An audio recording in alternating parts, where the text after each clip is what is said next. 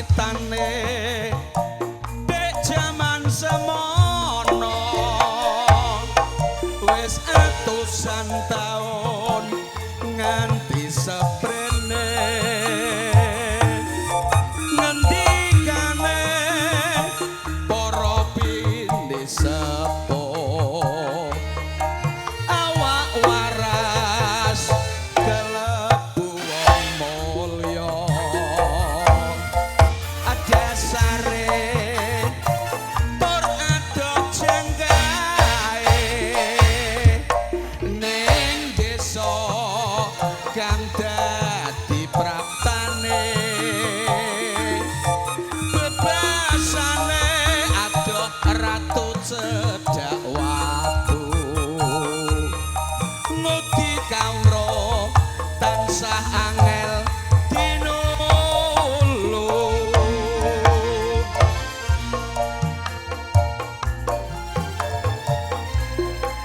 najan manggonku ana ing desa omah gubuk bayon resula nanging aku duwe paugeran sugih miskin klebu pacobaan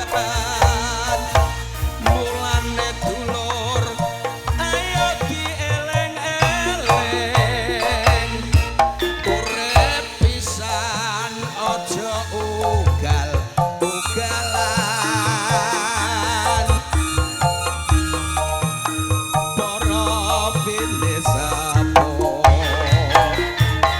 najan omah gubuk kalebu panggonan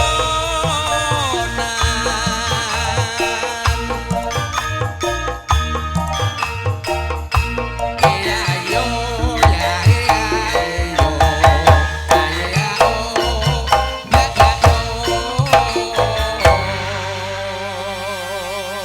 Toprak iki mbok gawe model piye iso modele iso ngene iki. iki ana apa kok iso bingung dhewe Toprak panggung ora umum ini mbok toprak piye iki menandakno nek muga-muga ketoprak di tahun depan untuk 2026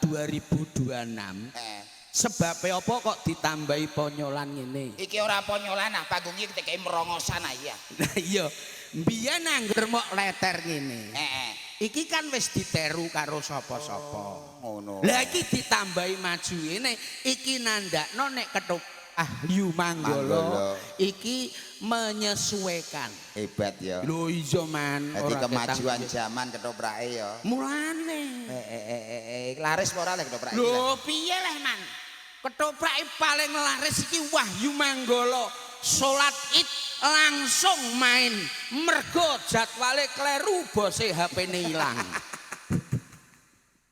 Iki ya ngono. Umum piye ketoprak kok bodo-bodo main. Lho ngene iki lho, anak dulur-dulurku do ngomong tak tinggal main iki mentolo ngene. ning nek aku tak benerno man Lha apa benerno lha apa? sebabe apa kok Wahyu Manggala pas dina becik dina fitri hari raya Idul Fitri ketoprake main kok ngono iki ana dua versi ana dua kebetulan Kok kebetulane? siji mergo ketoprak tahun wingi laris ora tau ning omah loro dosane ora karo wong desa ning dosane karo kanca-kanca ketoprak karo dulur-dulur ning daerah Pati Rembang kowe tau sapa omah ta ora iya ora tau lah mulane mumpung iki ning dina becik hari raya Idul Fitri 1 Hijriah tahun 1447 Hari kemenangan. hari kemenangan Kita sudah menjalani menglakoni poso satu ora kowe kok kandhane hari kemenangan kowe iki melu poso piye ngenyek lho ngene iki lho kowe iki senengamu ngenyek peh aku sariman ora tau poso peh rupaku elek no lho aku 1 bulan full tidak mukok blas ya ora mukok wong sing mbok pangan mokak utawa mokel poso tidak berpedot bolong Berarti kowe los sesasi full. Sariman menghormati bulan suci bulan Ramadan hati sanati fardhulillahi taala. Tidak Bocah kaya nggo iril mak gedubi kaget ta. Karo nek Sariman saiki. Ora kaget ngono. Saiki ngene man. Ye. Iki rak kowe jarene melu poso. Poso 1 bulan full tidak medot. Aku iki wingi dikandani karo tanggamu. Piye? Wong sebelah omah iku do geger. Perkarane. Moh Pak aku pas poso iki lho. Moh Pak aku ra sida nggugah Pak Sariman. Lah napa? Pak Sariman murid. Lho perkara apa, Man? Kowe tak kandhani ya. Iya. Aku perkara poso ndekne lho. Meh mlebu kantor polisi. Lho, lah apa kok mlebu kantor polisi? Lah piye wae kowe enak-enak turu di wawangku didobrak e. Didobrak. Karo cah nom-nom iku ah. Heeh sing melok tetek kowe. Sing dosamu niki iku. Lah kok aku dobrak. Sariman, sahur, sahur, sahur. Sahur lho. Sahur ndiase aku ora diutang kok nyaur aku yo. Lho, tak gua wae bendo. Wah, aneh aku ki poso-poso golek perkara aku. Dadi kowe didodok. Dok kowe dikenekno. Sahur Man, sahur. Aku ora rumangsa diutang kok nyaur. Tahu Sing dodok kowe sapa? ya cah nom-nom iku, Man, sahur. Sahur Man, ayo sahur ra kowe. Lho iki piye iki maksude? Walah, Aku utang ora duwe kok nyaur. lagek mudeng aku. Bekecot bosok rene tak omongi. Piye yong-yong? Arane wong bekecot. Maksude kowe iki didodok, kowe iki digugah kon nyaur. Lah ya aku ora diutang ya. Kon sahur. Aku ya mek utang wong BRI karo iku lho. Bang Mekar tok. Bojoku. Iki repot omong mbek kowe, Man. Repot ya titipno kok. Lho, buah apa kok repot iki lho. Kowe iki salah paham. Kok ngono? Maksude bocah-bocah iki ndodok kowe. Man sahur. Kowe gak kon nyaur utang. Lah ngopo? Tegese bocah iki entuk kewajiban nggugahi wong-wong sing arep lakoni pos. Nek wayah bengi ngancik jam 2 iki wis do masak sing kanggo ibu-ibu, sing kanggo bocah-bocah iki wayah do makan sahur. Lho wayah mangan ora dibukahi bayi apa piye? Mangan nek ora urusku ah. Pokon kangelan pajar-pajar masak arek aku ae iku. Sariman. Ngopo? Pengen wangi piye kowe? Kowe iki masyarakat nomor piro lah? Man aku ngrasa. Maksude iki ora perkara kowe kon mangan ki ora cok. Maksude kowe kon digugah. Kowe engko nek kawanen ora sahur, poso ora iso nutuk sore. Ya ora apa-apa. Lah kowe terus tukaran karo mudeng kae perkara apa? Ya Jarine aku rak ngene Man, ditakoki lha sampean takok apa? Takok karo Sariman. Apa? Jarine bocah cilik-cilik takok kowe cah sing. Man, nek poso iki udut batal apa ora? Lho ya batal kon jarene. Tekon malah aku geger karo Mudin ngono kok. Saiki tak takoni, Mudin tak ngono. Piye? Jare wong poso iku Nek udut rokok iku batal apa ora? dan terus jawabam. Aku ya batal aku ya ngono. Ora Man. Kok ora iki piye? Oh, udut iki gak batal. Ndor sendor gali gandor. Ini tak bacok lho kowe. Umume wong piyai kene ndok nek jere wong poso iku ya batal monggo landok. Saiki sing marai batal iki mangan ngombe. Udut iki termasuk ora? Ora. Mangan ta ora? Lah iku bernyedot. Keluk kan ora apa-apa. Lah keluke. Keluk ya ora masalah wong ora ngrasakno mangan ora ngrasakno apa. Rokok iku ora batal, waton udut tembar magrib. Berarti nek montor mlaku kenal pote diambu dimangap ngono ya ora batal ya. Jangkrik iku. Wong keluk arek. Ya ora batal Man, angger udut tembar magrib aman. Bar magrib. Ya wis. Ning aku wis alhamdulillah tak kandhake karo dulur-dulur kene kabeh. Sariman sesasi mboten mau kablas, Bu. Alhamdulillah kula menang cara wong perang. Mulane kula diparingi resep kalih mbah kula. Man nek kowe manut aku posomu sesasi atik sesasi 2 taun nek kowe bakal kuat. Resepe siji. Ya ora. Ben resep ben ora Batal. Iku oleh aja meneh poso. sesasi 10 taun ora bakal krasa kowe. Resepe mok siji. Resepe iki ndonga karo Gusti Allah. Apa iki? Lho. Resepe. Kan wong poso kuwi saka pletheking surya nganti amblesing surya. Surya. Ya ora, anggere amblesing surya wis entuk mangan. Entuk. Mulakno, Ndor, aku iki poso lagi entuk jam 12 ah. Iya. Panas ngentang-ngentang. Aku metu ning latar. Iya. Ndonga karo Gusti Allah. Oleh Petengku ndonga. lilit. Ya Allah, muga-muga srengenge ndang ambles Gusti Allah terjawab. Lah sedilok mendung teko. Ces. Srengenge ambles mendung. Jelas aku muwangan. Tinggal. Srengenge metu neh aku poso. Mbok meneh sesasi 2 taun aku betah. Wong kene tak kandhani resepe ngono. Berarti wong poso iki patokane Saka pletheking Surya nganti amblese Surya. Lho, ya ra, srengenge metu terus ambles ning mendung. sing penting sengenge ora ketok. Ora ketok ambles.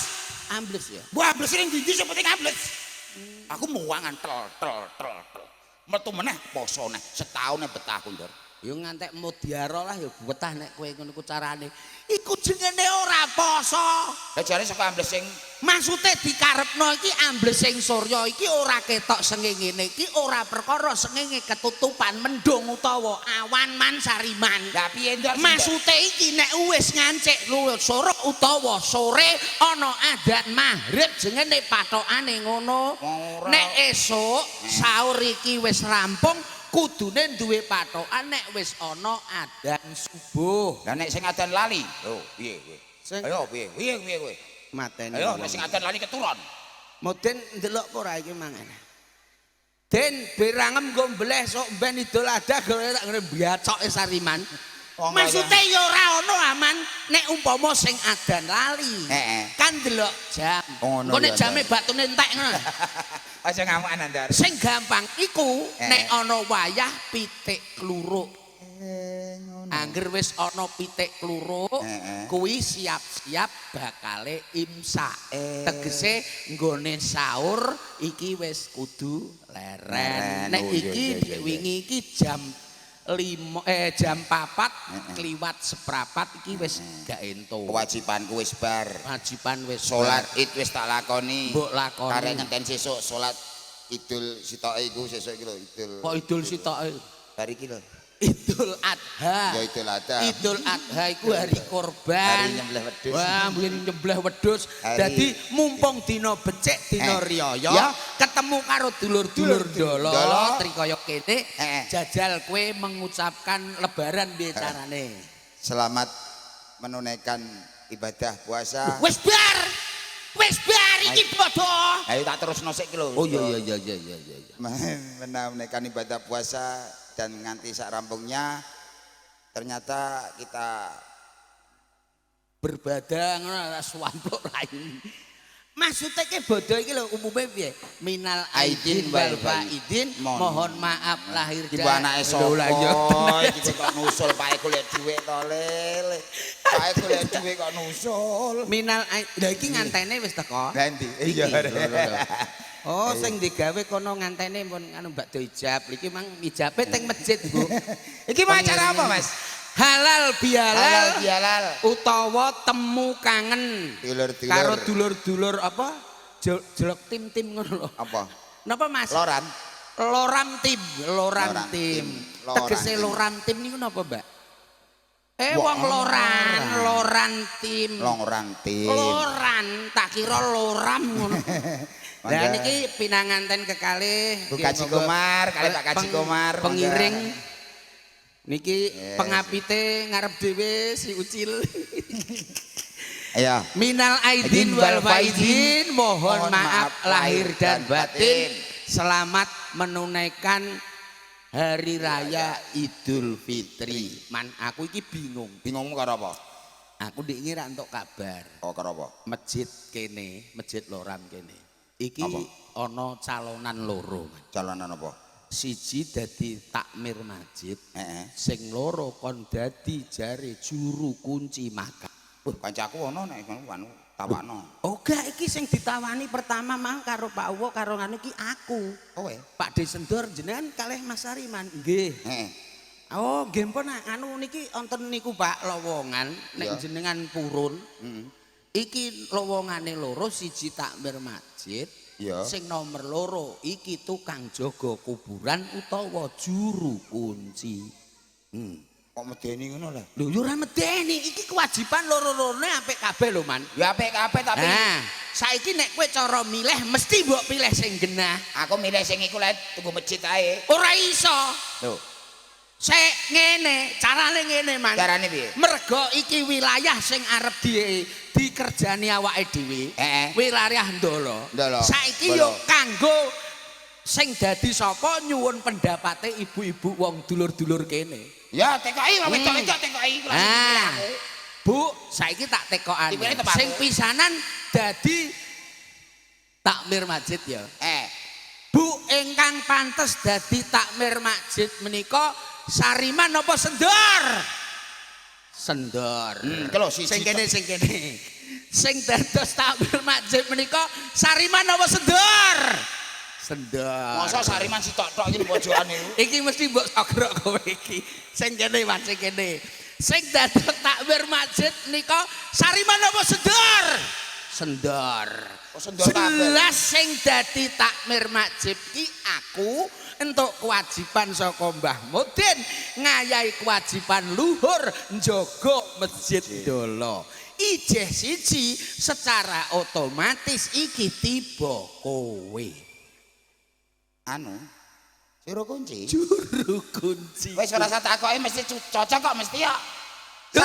Urung karuan kadang kowe disetujoni dadi RT lho apa karti. Pripun Sariman dadi juru kunci kuburan nggih? Nggih? Setuju? Alhamdulillah rabbil alamin. Ya ora apa-apa wong kene karo aku ora patek cocok ya lah. Wong tepak nunggu kuburan ora apa-apa. Ya saiki ngene, Man. Piye maksudem? Kanggo nguji, kanggo ngetes. Ya. Dulur-dulur kene bener-bener tresno awake dhewe. Ya. Antarane Sendor sing dadi takmir masjid, antarane Sariman sing dadi juru kunci kuburan.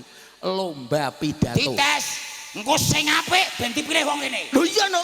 Aku nek pidatone sing apik. Ya, engko dipilih wong kene. Cocok. Nganggo totoan. Totoane apa? Totoane sing kalah medun njaluk pangapura karo wong sakmene, sing menang ning dhuwur selawatan. Setuju napa mboten, Bu? Setuju. Piye? Modar lah nyalami wong sakmene akeh. Ora, aku tetep semangat. Tenan? Aku ya mau kalah. Dilo ya. Oke. Sing kalah medun, ya. Jaluk ngapura salaman. Sing ya nabrak bapakku terus. Sing menang. Nih, sugini anakku lho nih. Iki melok dagel-dagelan. Anakku lho nih sugini nang diopeni nih. Awake tak golek dhuwit sik ya le ya. Tinggal golek dhuwit kok sik nusul. Tenan lho Man ya. Siap ya. Siap. Sip. Iki sapa sik? Kowe sik apa aku sik? Mbok, kowe apa aku? Kowe sik. Aku. Sik, yo. Rene le.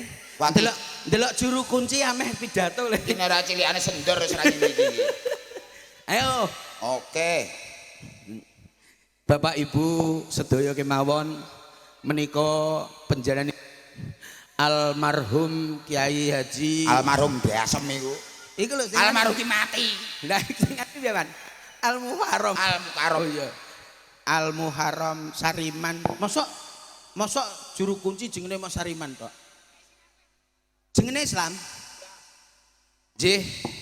Panjenenganipun Al-Muharram Romo Kiai Ibnu Saiton Sariman Nirojim. Badhe. Ya apik iku anak Arabe ya apik yo. Pokoke nggon Arabe apik. Jenenge Arab kok, Man. Sariman Ibnu Saiton apik. Ibnu Saiton Sariman Nirojim kira karepe. Ora apa-apa sing penting Arab. Arab ya.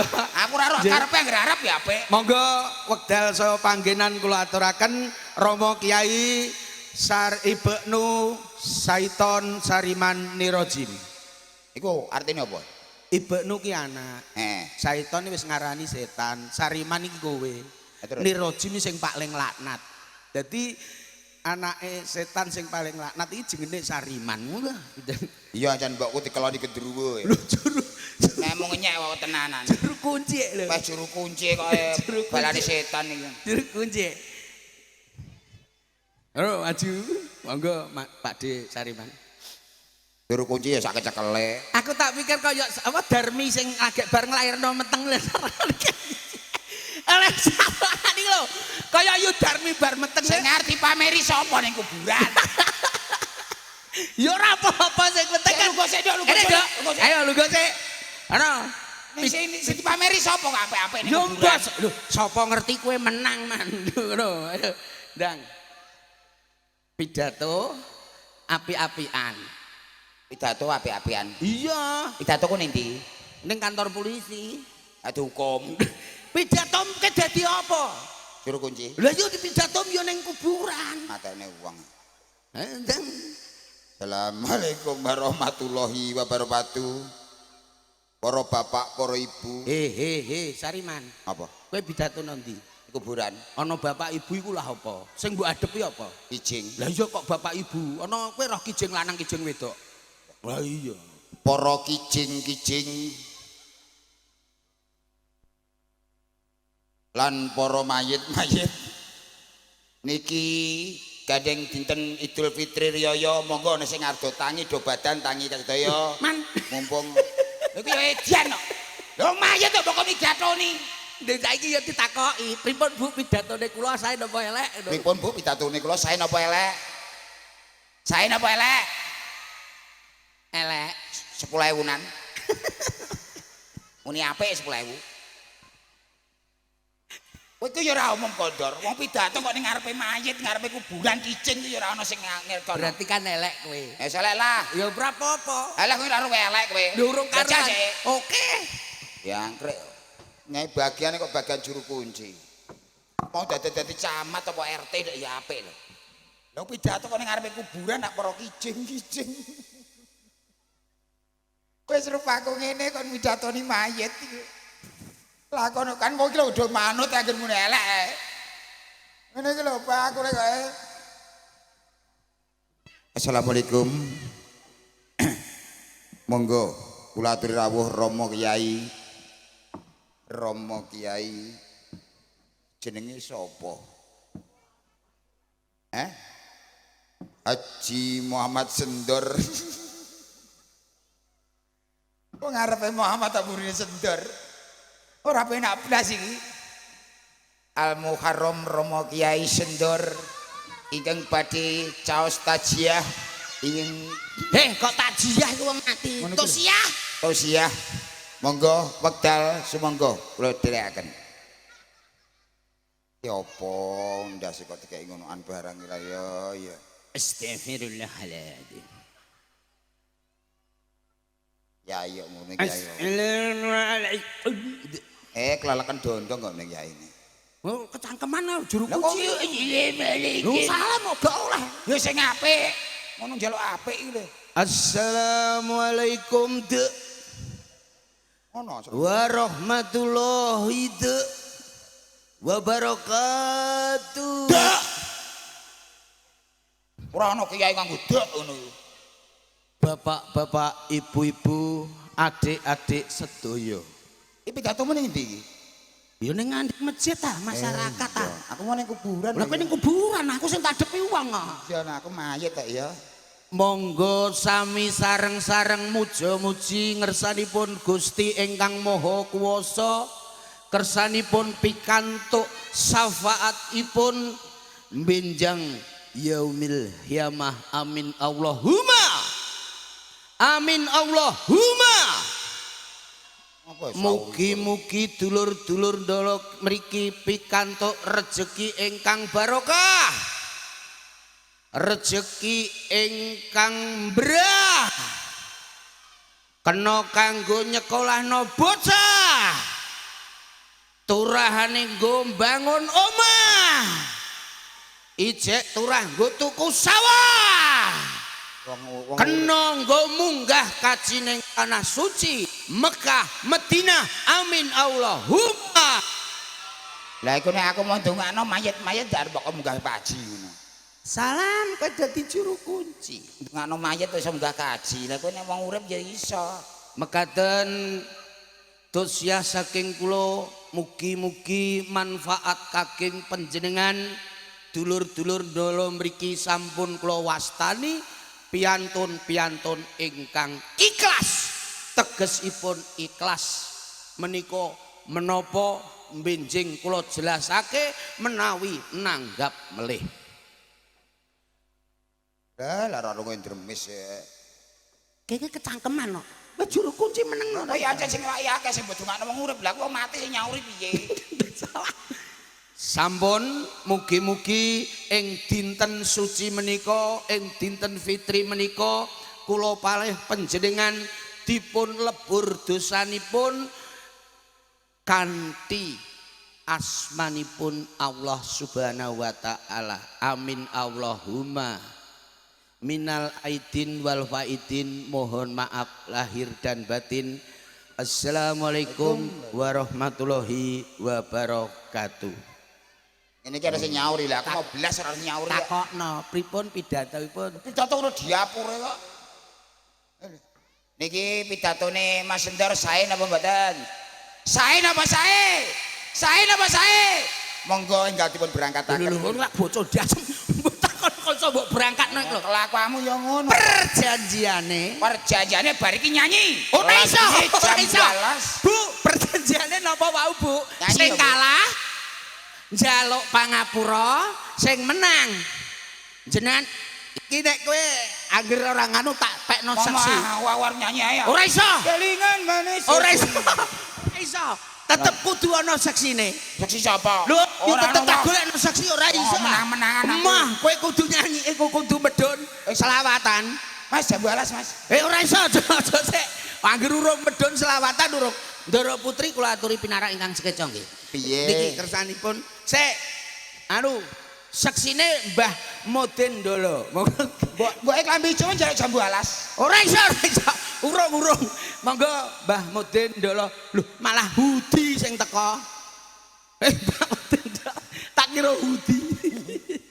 Biasane ya ora sandalan Hudi. Iya. Eh, Bar we mike. miki mati. Mati iki. Es. Ya Allah Gusti. Duh, mogol mlakune wis ngono ya. Piye iki? Saplok iki bojo ayu mlakune ngene iki piye? Tak kentekan oli. Ora. Sik, Oline entek mak iki, Mak. oh. Resiko bojo nom. Ya tenanan. Oline entek mlakune wis ngono. Aku asline golek kaya sak Jarmi ngono kok gak. Sapa? Mbok Jarmi ta? Sapa? Jarmi. Werti ra. Ndi Mbok Jarmi sing ndi lah? Bojone Oh, iku apa? Bojone gaib. Alah ya. Wis mbari ya aku. Dari Sakniki jenengan kula rawuhke teng mriki sebagai bintang tamu ketoprak Wahyu Manggala. Ora usah bintang tamu, aku ngene iki kelingan jaman ketoprak nang omahe ndek terus diparani polisi pirang-pirang ngono kae. Terus ngisor. Mosok ana ketoprak kok emprok-emprok kaya barongan. lesehan. Lesehan. Alah ora ana kowe minggat wis kok. Gak niki anu sementara kan kecemplung bung. Ning aku balik negol. Awan kancam gol. Kadang aku wis gak patek main nek melu kowe agak. Lali juru kunci, Bos, juru kunci. Juru kunci apa? Juru kunci. Mbok dhewe njaluk jam 12 ya, Mbak? Ora iso. Engko Mbak Jarmi kok ya. Sik ta. Juru kunci kuburan, Bos. Sapa? Sariman niki wau kula kan kapatah kejarane Pak Wo kalih Mbah Mudin. Ndor ana lowongan loro, dagelane kan kowe karo Sariman. Nggih, Mbah. Lah lowongan loro iki engko antarane takmir masjid karo juru kunci kuburan. Lah dulur-dulur mriki sampun milih ingkang dados takmir masjid sinten, Bu? Sendor. Sing kang dados juru kunci sinten, Bu? Jariman. Wis roh aku. Perjanjian, Bos. Ya. Terus niku napa? Sik, kok ngepaske. Nih segini anakmu nih. Kilo nih apa ini nih? Mbak ini lah ya. Ini anakmu ki piye lah ini. Lah sing anu juru kunci sinten? Mas Sariman. Aku juru kunci pidato ning ngarepe mayit-mayit. Ya Allah Gusti. Kak yo ngepaske lho, Man. Pas Kok ngepas lho? Wong panggungmu pas kok, Gol. Panggungmu merongos aku ya merongos. Aku iki wong Gol, masamu ngopo lho? Aku iki menungso Ya Allah. Suwera ketemu kok rupamu. Wong tak wedhahi malah ijo ra iku. Kok wedhahi padahal padha lho kok malah ijo. Ana rai diwedahi kok malah ijo. Age sik. Nggih, Sugeng Riyadi Rumi. Nggih, monggo. Minal aidin wal faizin, mohon maaf lahir batin. Senajan nuwun sewu. Aku saiki pangkatku mboten ketua, Mas. Mboten jenengan Sebab CEO napa? nyamar. Pangkate kula sak menika dadi tukang panggung. Nggih. Mau bengi nganti esuk iki sidane malah ora kepasang. Sisih iki kene dipasang.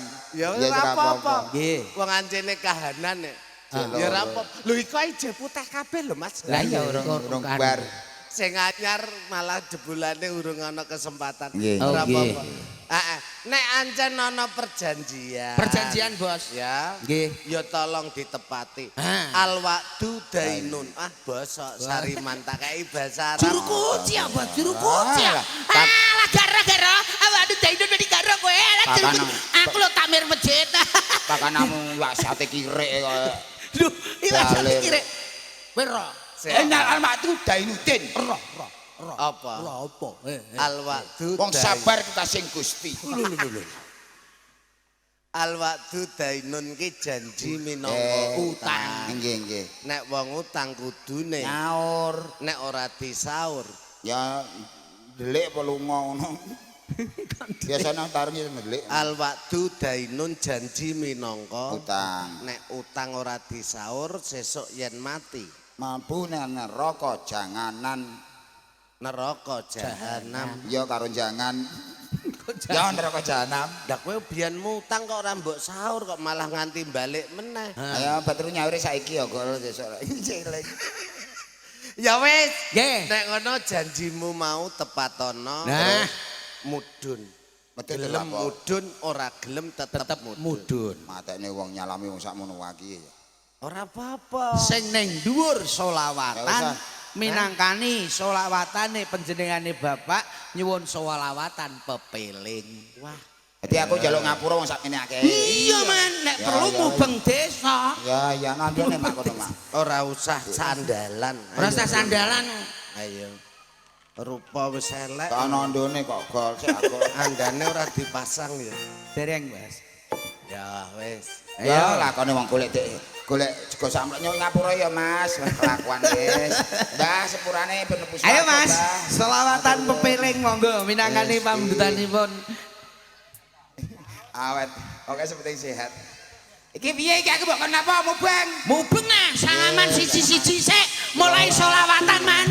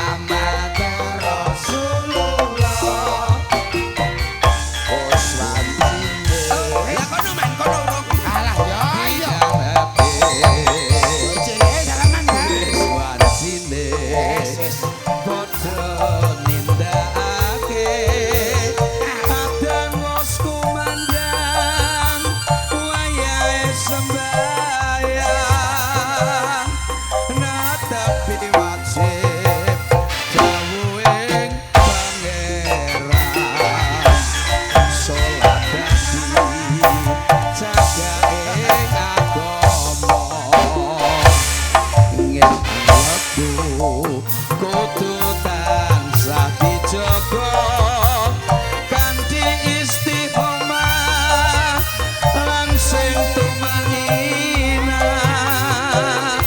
luwih sampurna yen berjamaah subuh luhur lan asar salat sayekti ngadoke tindak mungkar maghrib lan isya jangkepe prayogane ditambah salat sunahe jasemana arti ya cinta agama yelingono donya mung sedelo sabar lan tawakal pasrah sing kuwasa yen kepareng besok munggah swarga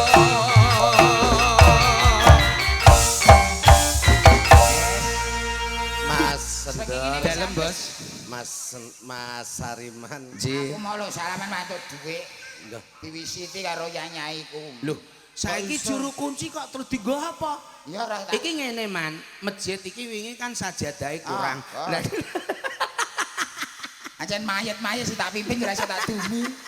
Lakuane. pripun bos iki bos mangke dalu Ah, diramek. oke, siap, siap. Panyuwunane Siap. kanca-kanca ngloram tim nggih ndamdutan sore. Oh, Lanjutan iya, cocok. sore nggih Nah, tapi iki ana rada kekurangan kanca ijine dalu-dalu. Iya. nggih Mergo baru kali pertama iki nggih aku kleru menjadwal kejaba Nggih, kuwi pancen winginane iki mbah piye posone mundur dadine malah jadwal tansaya numpuk-numpuk. Nggih.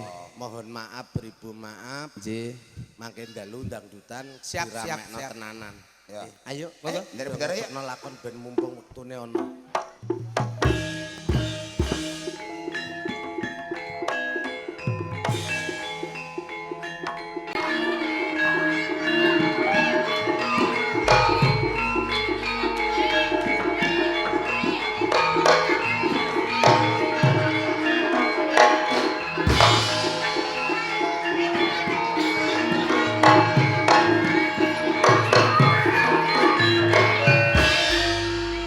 Kang, sampeyan iki jane ana apa to? Tak samang kawit mau iki semono kaya wong bingung ngono lho.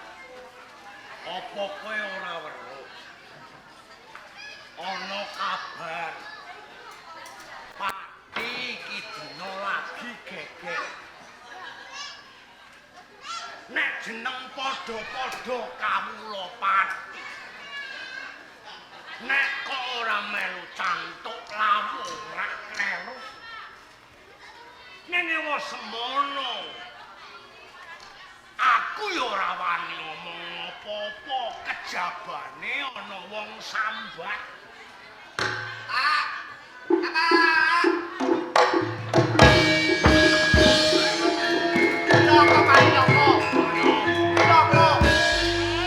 Anakmu gajur kowe ora dolanan kok mah. Iya, cilaka apa? Iya kok. Kowe iki mau lunga saka njaba lho teko-teko omong cilaka-cilaka iki Ah. jenenge Ngomong. Perkarane piye? Ana wong lanang ali diunggul oleh imbok lus Eh? wong arep omah. Tamu ngono. Heeh. Ayo diaturi kon mrene sapa? Oleh imbok lus kok. Golek mbokmu. Nggo kek atale imbok biyen. Ah, iya mesti Aja. mbokmu. Aja ngawur lho ya.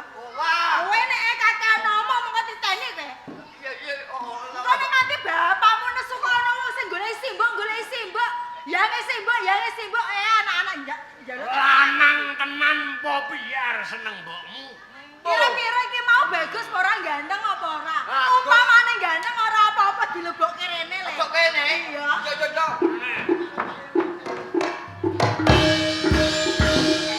Ora ngono wae sih. Loh.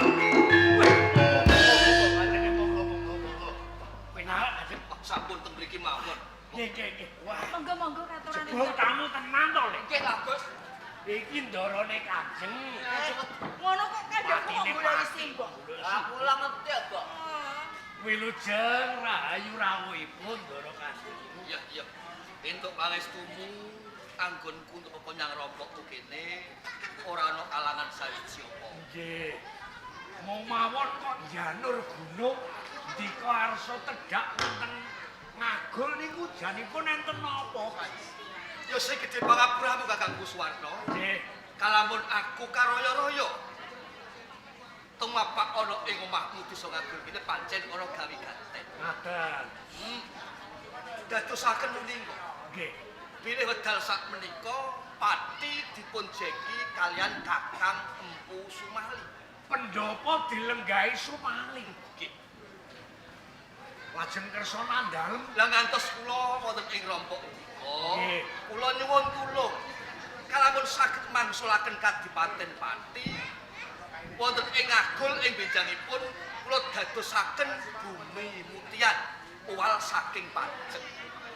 sauger mboten dipun paringaken bumi mutian mawon kula legawa jrendika ndarane Kanjeng ingkang dawuh. Boten.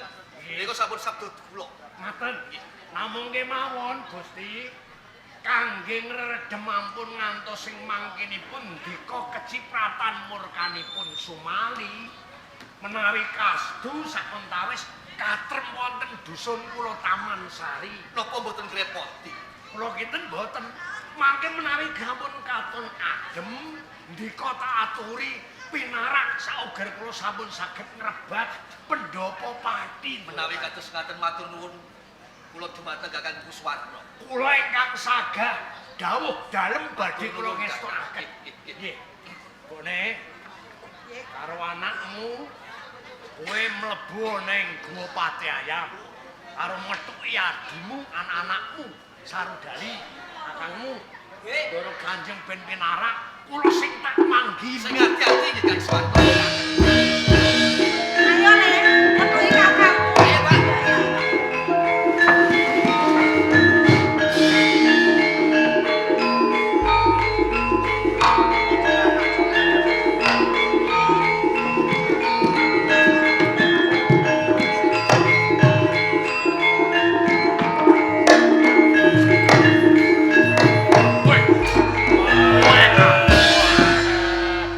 Dulur tuwa.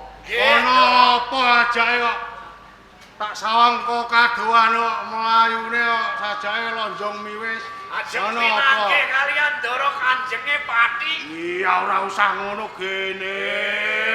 Wong saiki duwe pangkat. Malah senajan to duwe pangkat kuwi karo aku ya tunggal guru.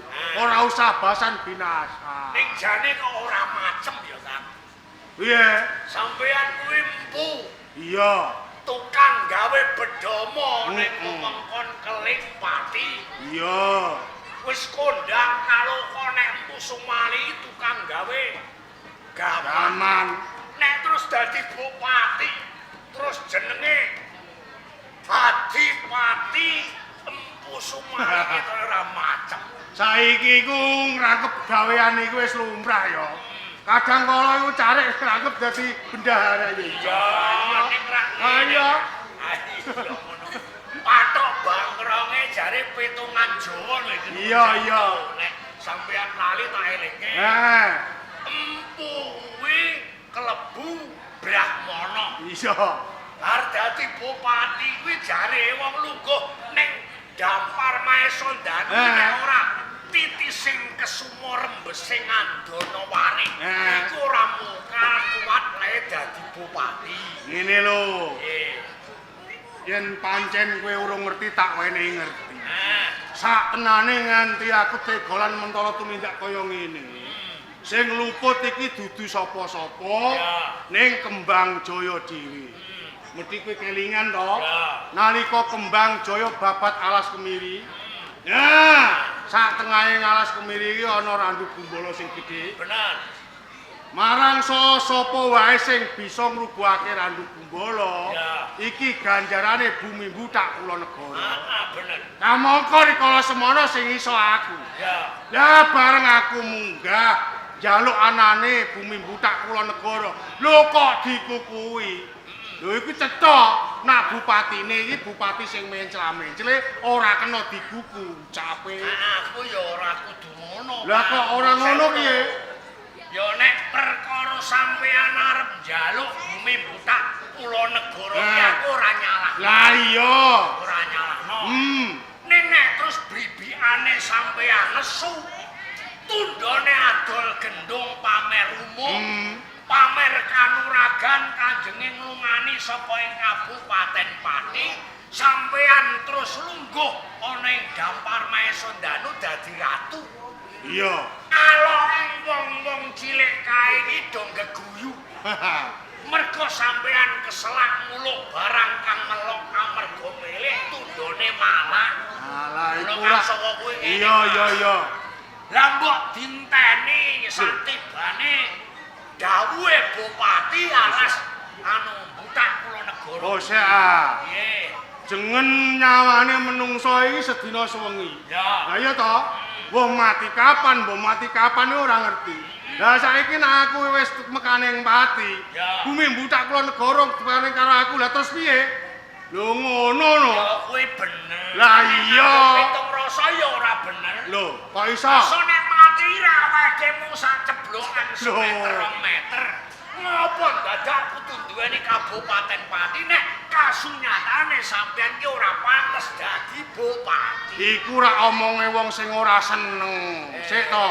Tak rungok-rungokke kowe iki kok sajake sabelo karo Bupati Pati Kembang Jaya kowe diupahi apa? Ya siji gletek petele kejaba aku kawula aku disraya supaya ngelingake mergo kowe empu aku empu. Ngono.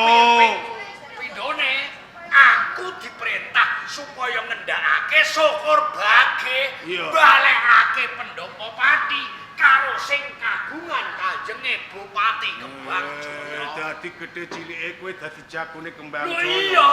Ora tutupi. Yen pancen dina iki kowe dadi jagone Kembang Jaya, ibarate kowe iki tatah, nak ora dituthuk ora mlaku. Ya. Anak kowe iki tatah, aku sing dadi pakune. Ngono. Iya. Jajal suwe ora jadi. Iya. Ora usah nganggo atos sing balung kandeling kulit. Ya. Ndak diguyu cangon. Nak pancen kowe jaduk maju kowe. Oh. Geblak epek-epek tam. Iki ora mungkin.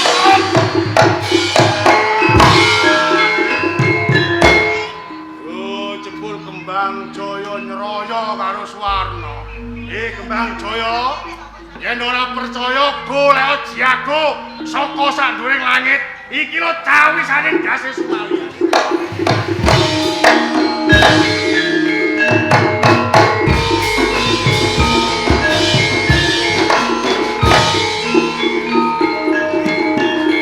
Iya, Pak.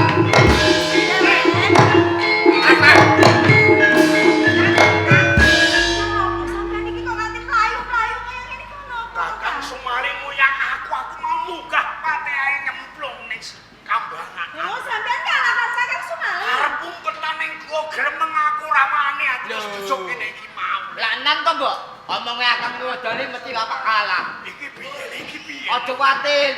Apa nang ning kudu nganggo saka iki. Apa iku? Iki ngono apa ilate Kakang Nuwadali tak tok. Ilate Kakangmu Sarudali. Tak tok.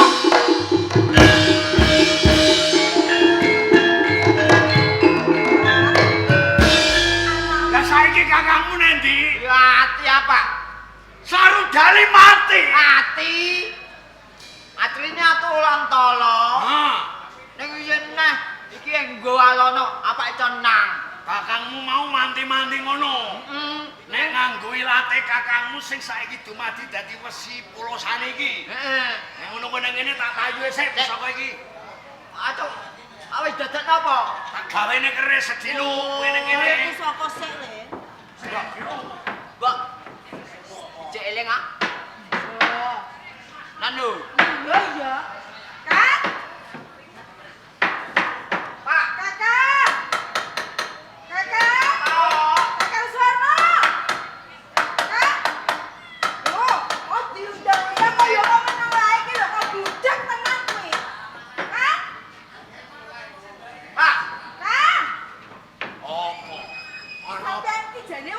diundang-undang kaya mau ki lho. Kok ora ono sing jawab ora semau sampeyan iki budek apa piye? Lho, kowe iki ngundang aku piye? Undang-undang. Aku undang-undang ki lho. Aku gawe keris ora krungu. Ya ngene ae, mergo aku jane tok undang kok. Supaya ana jenenge, iki tak jenengke mergo kowe mau ngundang aku apa? Budek. Budak. Ya ngono Kiai Budak Pati. Kiai Budak Pati.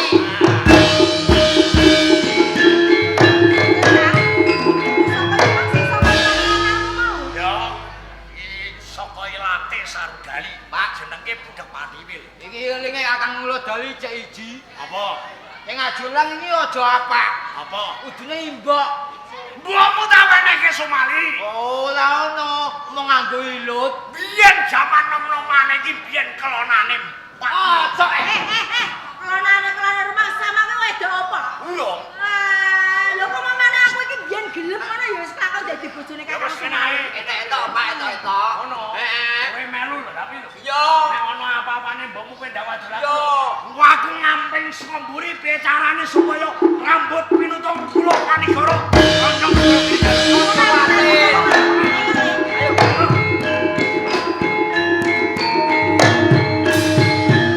Tak limpe.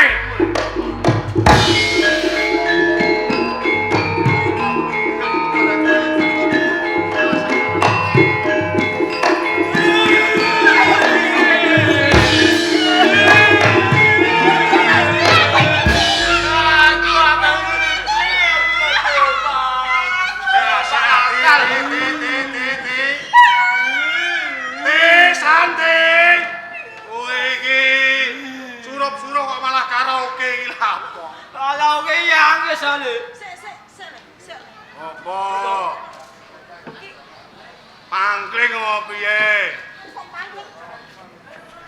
Mergo saiki brewoken ngono pangkling ah. Sampeyan kakak Somali to? Sumali. Iki kakak Somali aku suwe Iya. ora sampeyan aku pangling kan. Pangling. Sampeyan ana brengosono juga. Lho kok malah sampeyan tuwa-tuwa kok malah saya ganteng kaya ngene to. Ganteng tenan. Tenan. Engko ndak ganteng singkatan diganing gampang wetenge petenteng. Iku lho. Ana apa jane ana apa aja nangis iki? Aduh tolongan. Ana apa? Aku piye to? Iya alon dhisik iki ae. Iki wis suwe ora tau kanggo. Ngono nek diswamluk malah cilaka kowe. Kang aku saiki wis dadi rondo.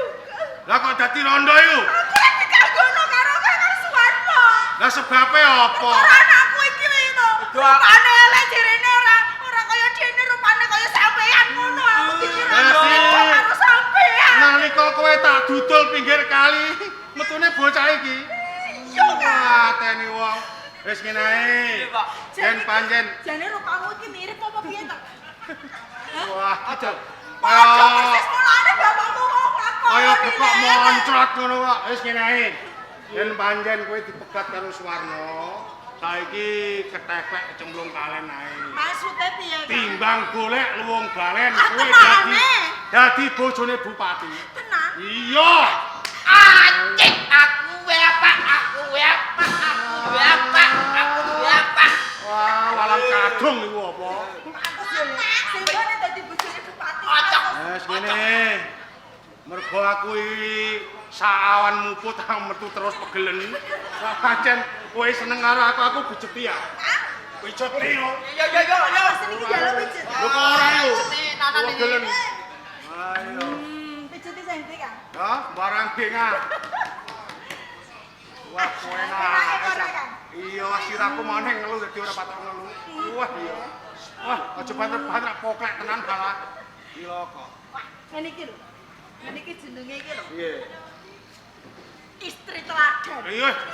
Istri tercinta teladan ngono. Wah, ngene iki lho aku seneng. Duwe bojo, duwe anak. Ora ketang kaya bekok moncot rupane wis tak gemateni. Kasektenmu ning punuk tak cengelmut.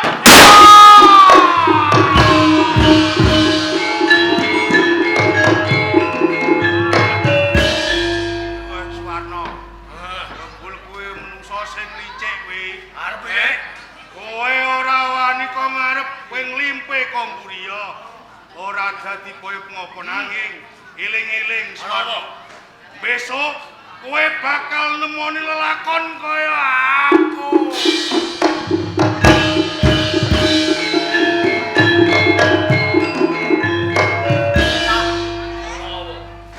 Ana tembung Suradira jayaning kangrat lebur dening pangastuti.